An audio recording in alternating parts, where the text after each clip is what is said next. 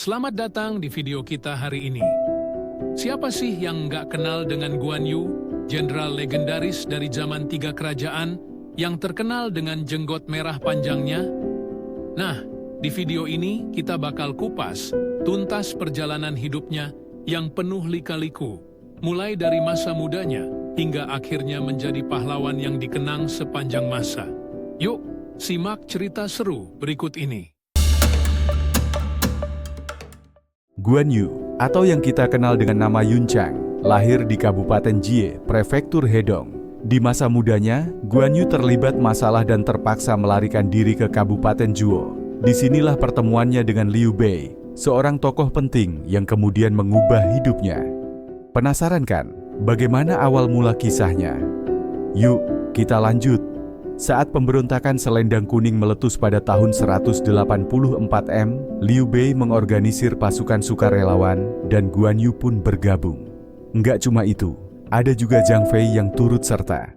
Mereka bertiga bagaikan saudara kandung yang selalu bersama, bahkan tidur pun bareng.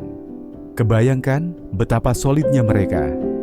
Dalam pertempuran melawan pemberontakan Selendang Kuning, Guan Yu menunjukkan keberanian dan kepiawaian dalam bertempur. Hal ini membuat Liu Bei mengangkatnya sebagai Simas, posisi penting yang memungkinkan Guan Yu memimpin pasukannya sendiri. Nah, disinilah perjalanan epik Guan Yu sebagai jenderal dimulai. Mau tahu lebih lanjut? Lanjut terus nontonnya. Pada tahun 200 M, keadaan mulai memanas ketika Cao Cao menyerang Liu Bei.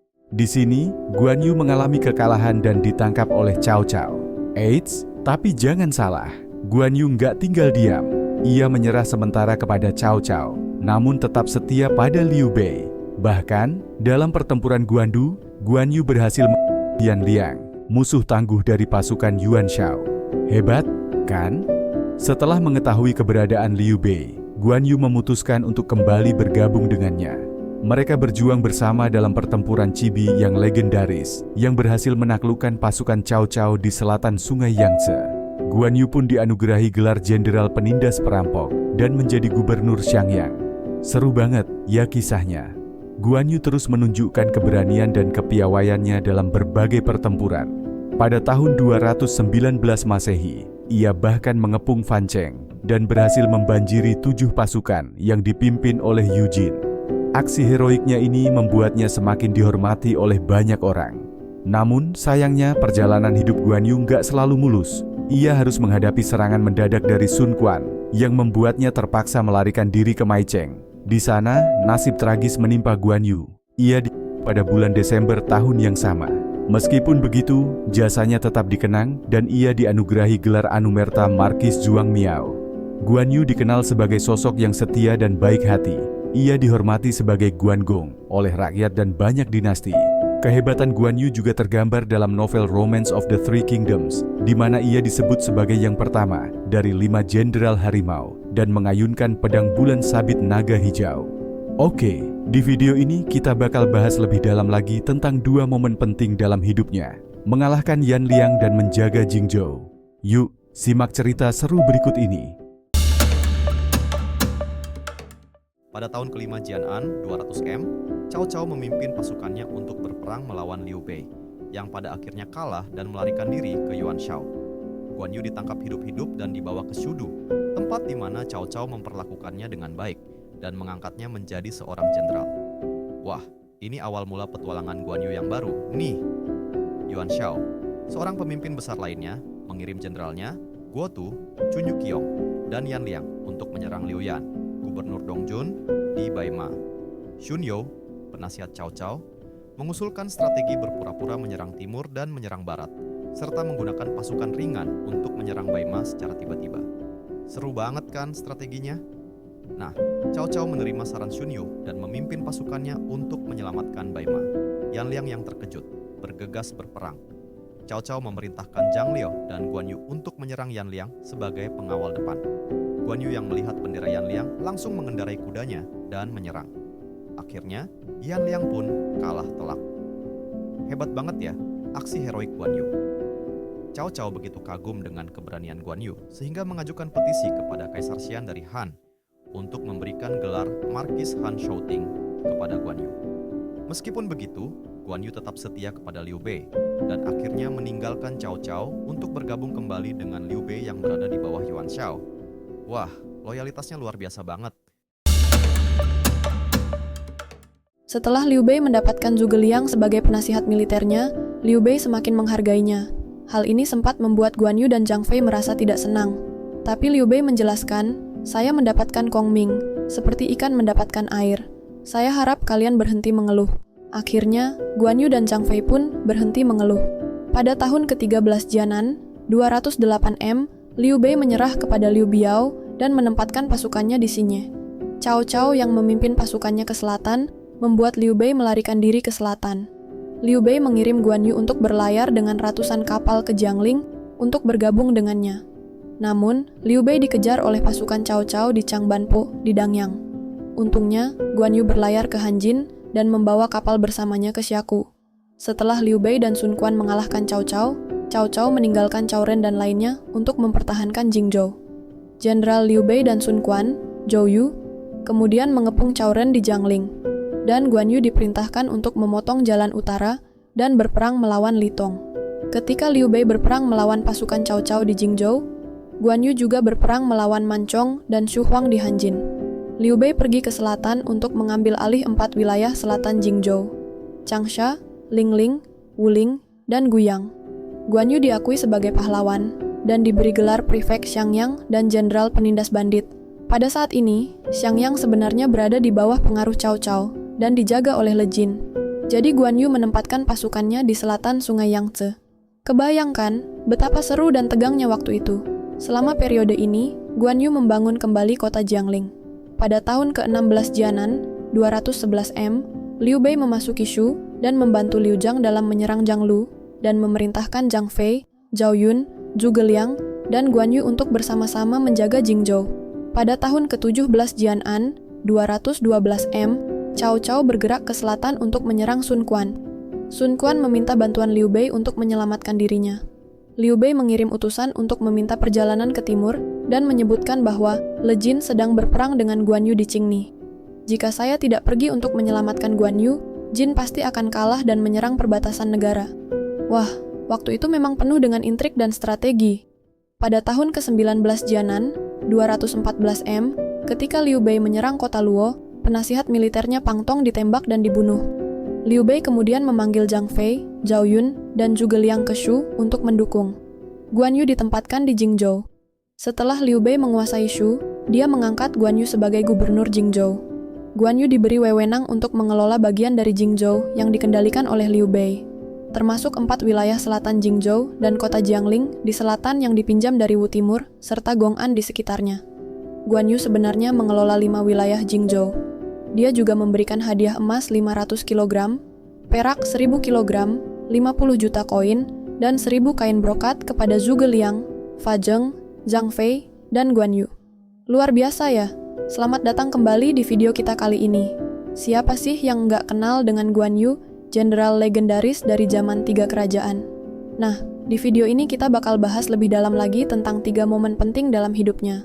Konfrontasi dengan Iyang, penentuan batas Xiang Shui, dan pertempuran terakhir yang mengguncang Tiongkok. Yuk, simak cerita seru berikut ini. Pada tahun ke-20 Jianan, 215 Masehi, Sun Quan mengetahui bahwa Liu Bei telah mengambil Yizhou dan ingin mengambil kembali Jingzhou. Namun, Liu Bei berkata, "Ketika saya mendapatkan Liangzhou, saya akan memberikan kembali Jingzhou." Sun Quan sangat marah akan hal ini dan mengirim Lu Meng untuk menyerang Changsha, Lingling, dan Guyang.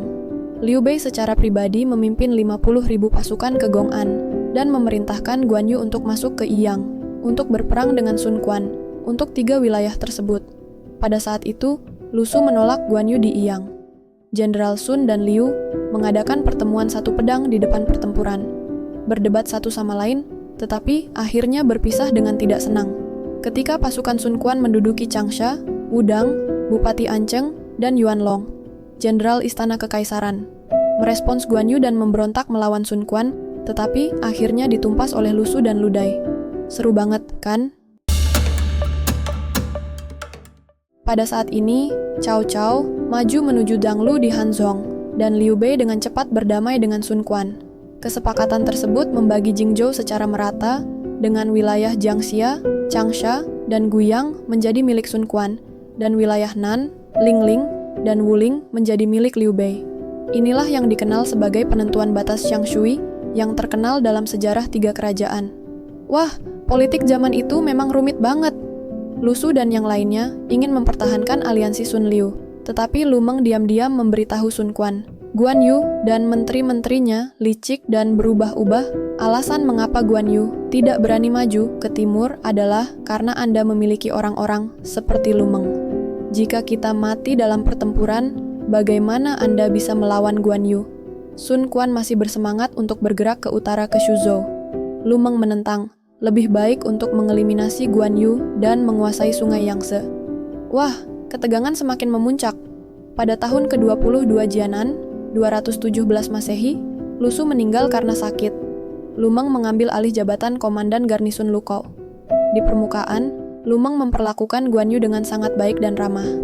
Namun, diam-diam, Lu Meng masih berhasrat untuk menyerang dan membunuh Guan Yu.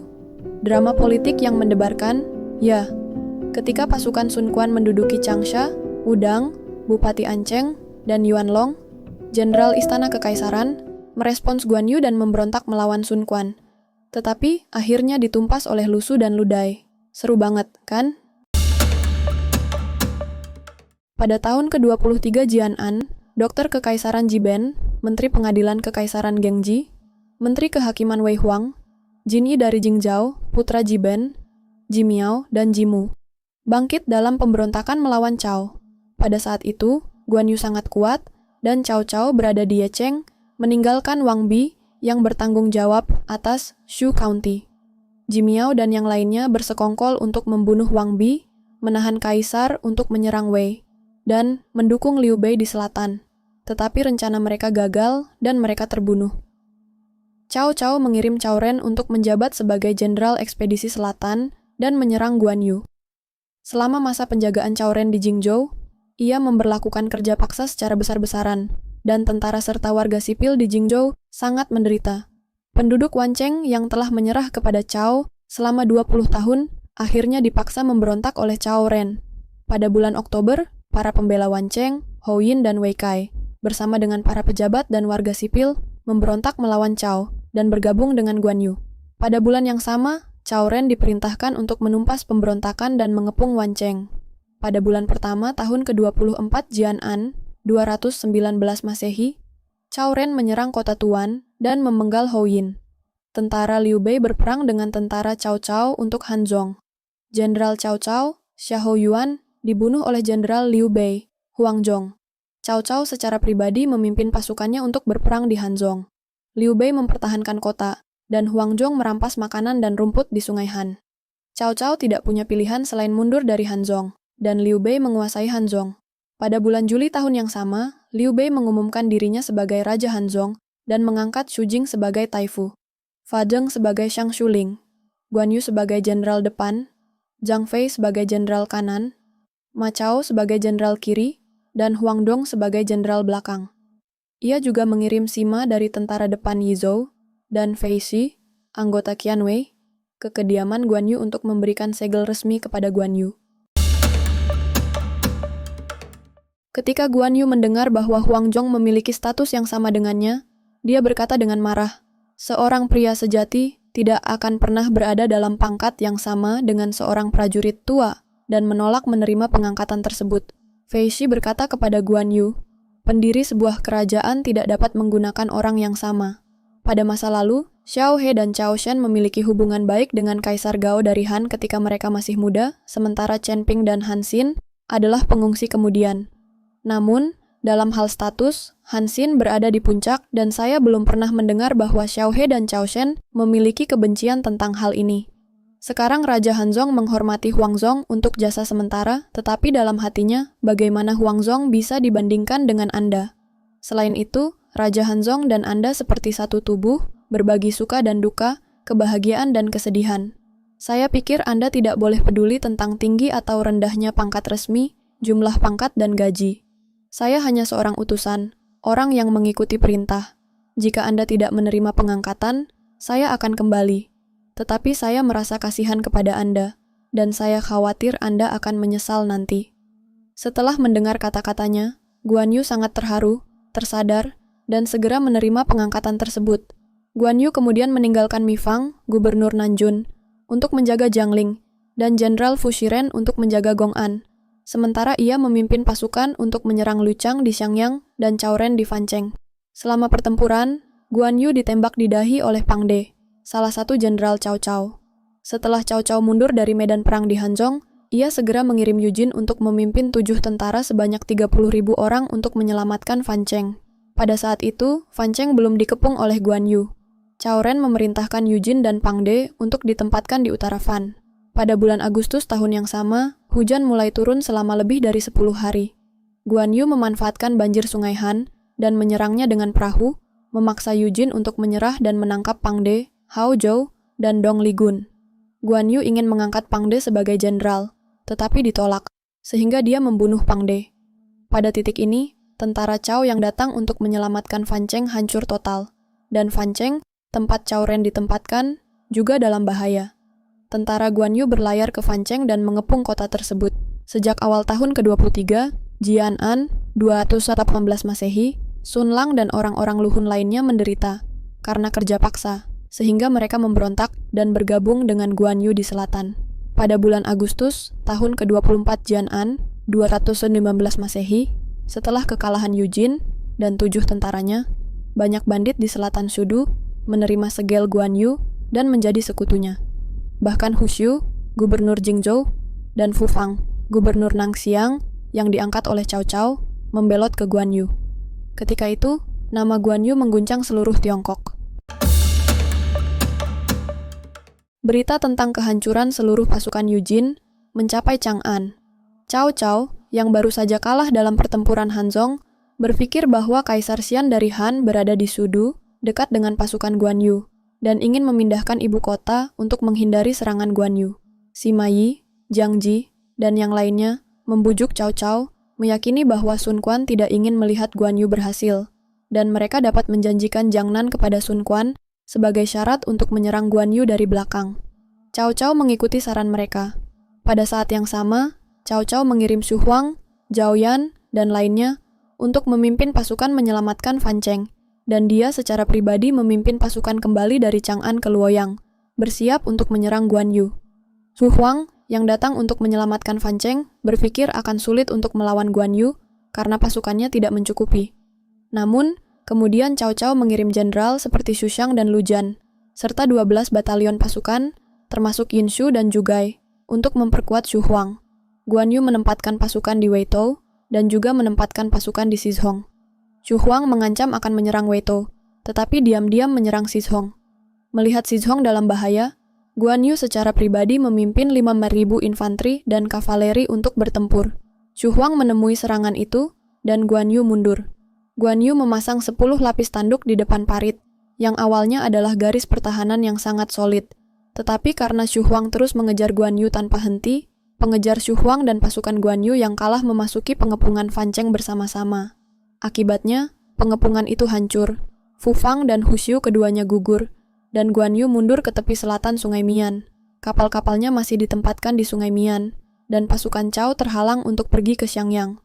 Pada awalnya, Sun Quan mengirim seseorang untuk meminta tangan putri Guan Yu untuk putranya, tetapi Guan Yu menghina utusan itu dan menolak pernikahan, yang membuat Sun Quan sangat marah. Di Anlue juga mencatat bahwa ketika Guan Yu menyerang Fancheng, dia mengutuk Sun Quan karena lambatnya mengirim bala bantuan, mengatakan bahwa dia akan menghancurkan Sun Quan begitu Fancheng ditangkap. Ketika Sun Quan mengetahui hal ini, dia pura-pura menulis surat untuk meminta maaf kepada Guan Yu. Tetapi dia sudah memiliki permusuhan terhadap Guan Yu di dalam hatinya. Guan Yu selalu baik kepada prajuritnya, tetapi dia sombong terhadap kaum cendekiawan. Gubernur Nanjun, Mi Fang, dan Jenderal Fu Shiren selalu membenci sikap meremehkan Guan Yu. Ketika Guan Yu memimpin pasukannya ke pertempuran, Mi Fang dan Fu Shiren bertanggung jawab atas pasokan makanan dan persediaan militer, dan mereka tidak memberikan perhatian kepada Guan Yu. Guan Yu menyebarkan kabar, ketika kembali, hukum mereka, Mi Fang dan Fu Shiren ketakutan ketika mendengar ini. Ketika Sun Quan mendengar tentang ini, dia diam-diam mengirim orang untuk memikat Mi Fang dan Fu Shiren agar menyerah. Sun Quan mengangkat Lu Meng sebagai panglima tertinggi dan meluncurkan serangan mendadak di Jingzhou. Sun Quan secara pribadi memimpin pasukannya untuk memberikan dukungan, dan Mi Fang serta Fu Shiren menyerah tanpa perlawanan, dan Nanjun jatuh. Kemudian, ketika Guan Yu mengetahui bahwa Nanjun telah jatuh, dia segera mundur ke selatan.